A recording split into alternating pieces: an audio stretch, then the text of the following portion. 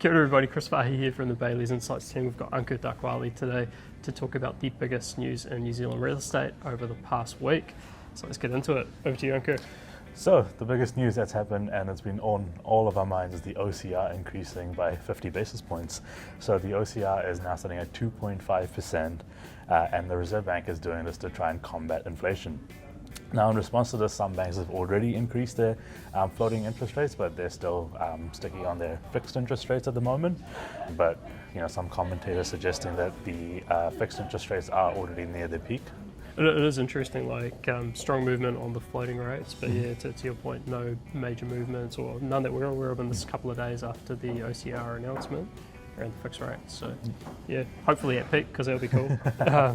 Yeah, awesome. Over to the housing market. So the Real Estate Institute released their monthly sales statistics for New Zealand. So this was for the month of June 2022. So national median house price was sitting at $850,000, slightly up on the prior month and around 4% higher than 12 months ago. Within Auckland, median house price is sitting at $1,156,000, which again is very slightly up on last month, but roughly flat on 12 months ago. Overall sales volumes are still significantly lower than what they were, say, this time last year, around 30 to 40% depending on which market you're tracking. What we have, however, noticed is that the South Island markets have generally been more resilient than the North Island, and so places like Canterbury and Otago and Nelson generally performing better than the North Island markets. Next up, big kudos to Sharon Hall from our Mount Maunganui office, who smashed the Waterfront records with 443 Oceanbeach Road on Mount Maunganui. This sold for $11 million, with the previous record being for a 5-bedroom penthouse selling at $10.2 million. And so that's an absolutely stunning house, absolutely gorgeous. Also interesting to see where the Bayleys team gets to on 30 Marine Parade, which is a site for sale just down the road, also on the waterfront.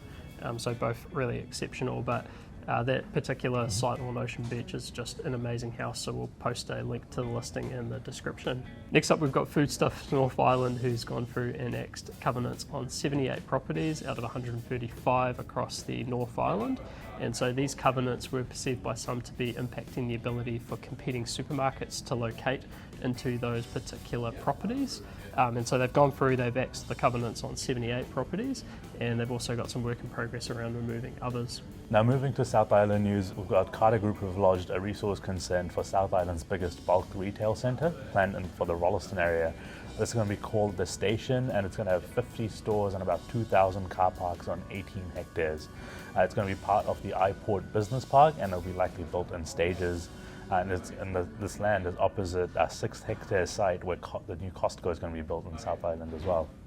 It's pretty exciting. There's a lot of activity around Rolleston, in particular in the South Island at the moment. So cool to see that. We've obviously got the big Countdown distribution centre going underway. We've got Costco. We've got now we've got the station. So yeah, I guess that's a location to watch. Yeah, definitely. Yeah, interesting. And then shooting overseas, just a quick snippet from our global partner, Knight Frank, who launched their Australian residential review for Q2 2022. And so general views from there is that the price performance for mainstream Australia has been largely driven by the smaller cities and regional areas. This year they're expecting prices to be reasonably stable, with mainstream values up around 1% over the course of 2022, then forecasting a slight decline into 2023. And similar factors to what we're seeing in New Zealand with heightened interest rates and a slightly gloomier global outlook. On that note, they also released their July 2022 residential market update. One of the interesting things in there was that the latest census results have been released for Australia, and within it, it showed a greater proportion of Australians living in apartments. And so if you went to 2016, there was around 13% of Australians living in apartments, and this is actually boosted up to 16% in the latest census. So pretty interesting in terms of the transition to more intensive housing. And now for our property of the week. So my property of the week this week is 169 Mill Flat Road in Coatesville. This is a move to the countryside with 1.3 hectares of land with a 4-bedroom, 3-bathroom, single-level home and also your own swimming pool. It also has a separate self-contained guest wing, which gives you the option to build an office or set up that Airbnb accommodation. There's also a high stud barn with 3 stables and a tack room that makes this property very horse-friendly. So if you want to know more about it, please contact Shona Jelena from our Bayleys Coatesville office. Awesome, and then for me, I've got 131 Queen Street in central Auckland. So this is office space for lease. It's the largest full floor character office spaces in the Auckland CBD.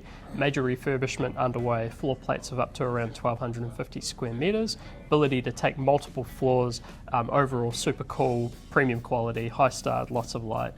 So really exciting office space. And if you want to learn more about that one, you can talk to Polly Marcus or Lloyd Budd from the Bayleys commercial team. With that said, we'll wrap it up. Thanks, Ankur. Thanks, Chris. And we'll see you next time. See ya.